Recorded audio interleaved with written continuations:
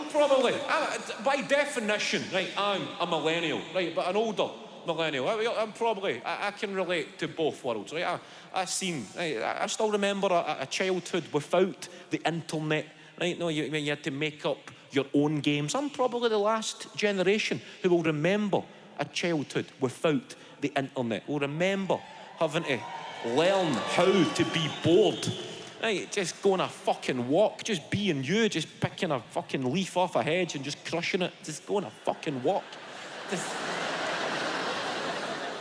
making up your own games, picking up a stone and thinking to yourself, if I don't hit that cable box, my whole family are going to die. Remember that game? The happiest days of your life, just... Right, you missed it, Kev. Best of 3, come on. Hours, your mum shouting you in for your dinner. I'm trying to save everybody's life here. But then I remember getting the internet at first. That was exciting, right? And it was just something that you plugged in, and then as soon as you unplugged it, it was gone, right? It never dominated people's social time, never ruined people's mental health. It was just the internet. You would get on it for an hour, sit on a chat room. We were the original vile online trolls. I'm talking to an American guy. There's a guy in America, I'm sitting here and I'm talking to him. This is fucking amazing. You are a dick.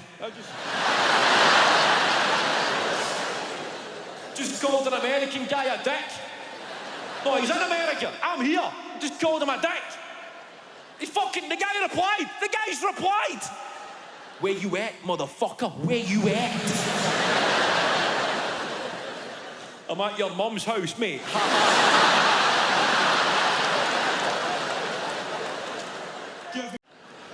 That was back in the day, back in the old days, when the late night TV was good. Remember Channel 5 would stick a porno on.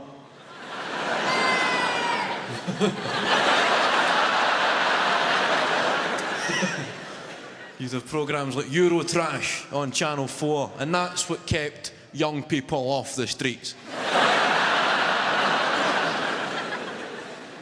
That's what put an end to teenage antisocial behaviour, put softcore porn back on terrestrial TV at the weekend. Thank you, sir. Remember, you'd be there watching Channel 5, the Red Shoe Diaries or Indecent Proposals. It gets to the good bit. You're ripping the head off it. Right.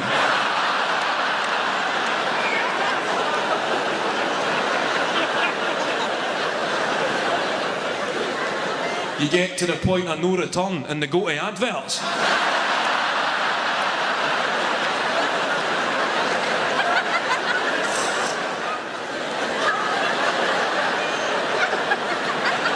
Quick, change that to Eurotrash.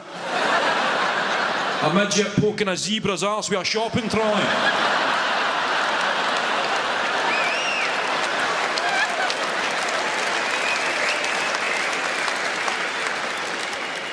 Oh, it's by no means ideal, but it's better than nothing.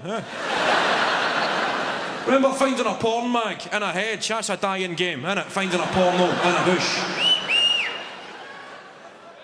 Remember, you'd be playing football, the ball would get kicked in the bushes, somebody would go in to retrieve the ball, they would come out with no ball.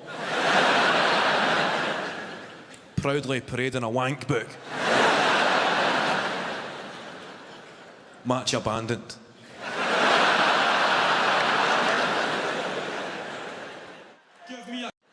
It's scary, the world, right? I feel for parents in there. I reckon it must be one of the most challenging times in history to raise a child, right? I look at my own dad. He's recently turned 70, right? Which is impressive in the west of Scotland, right? Exactly. That's good shooting in Glasgow, 70. You need to give the card shop a bit of notice in parts of this city. If you're looking... You need to let them know well in advance if you're looking for a 70th birthday card. A 70th? I can do your 40th and a 30th, mate. Is that any good?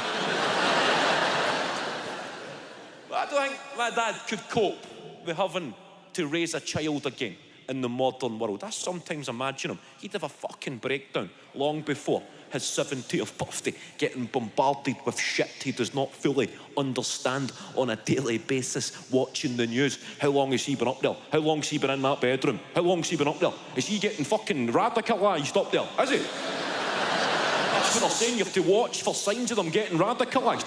You better not be up in that bedroom getting fucking radicalised. I'm warning you, if I come up there and you're getting radicalised, I'll fucking boot your balls.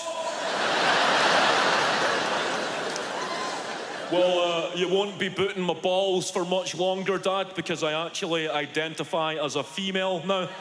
So.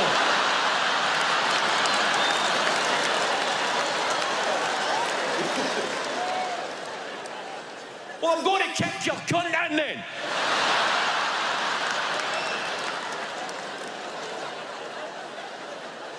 I will respect your decision. We'll get you a cunt, then I'm going to kick you in.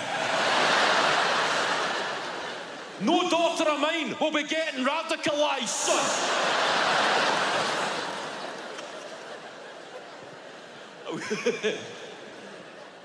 I'll kick your cunt in. That is how progressive and liberal a city Glasgow actually is. Summed up in that sentence. What a gender-neutral sentence that actually is. The equality. We are the fucking trailblazers of gender equality. Women have said that to men in this city for decades.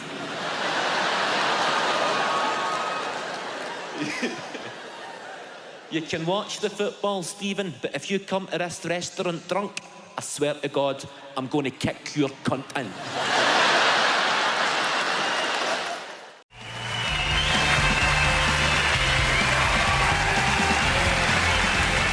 Good evening.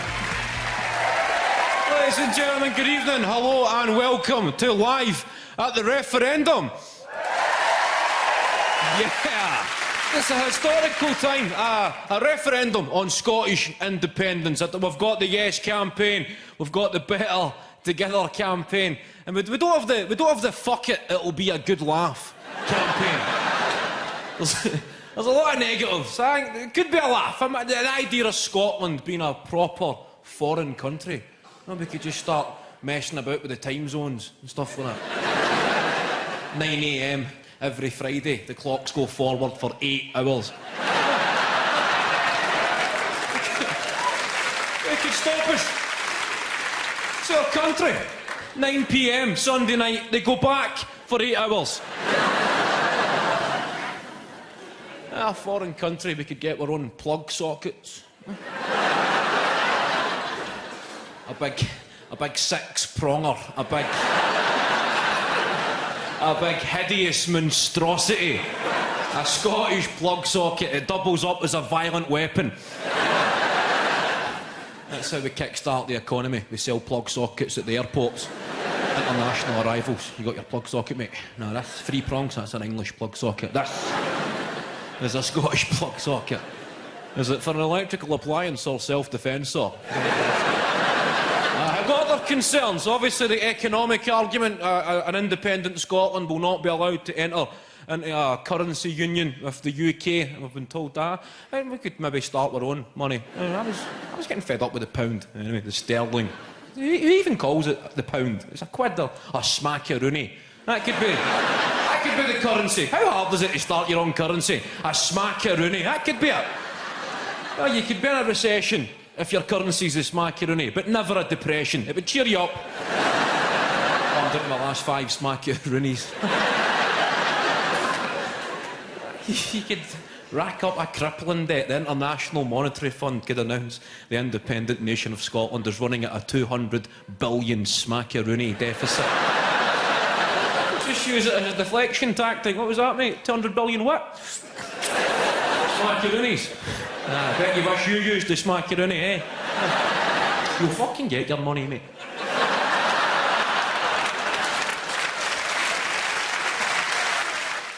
Even older people are back. That's been good to see, isn't it? Older. They were the last ones to re-emerge. That's why we locked down in the first place, to protect the elderly. We lured them in to a false sense of compassion, and then we released them into this new world of QR codes that is blowing their fucking minds.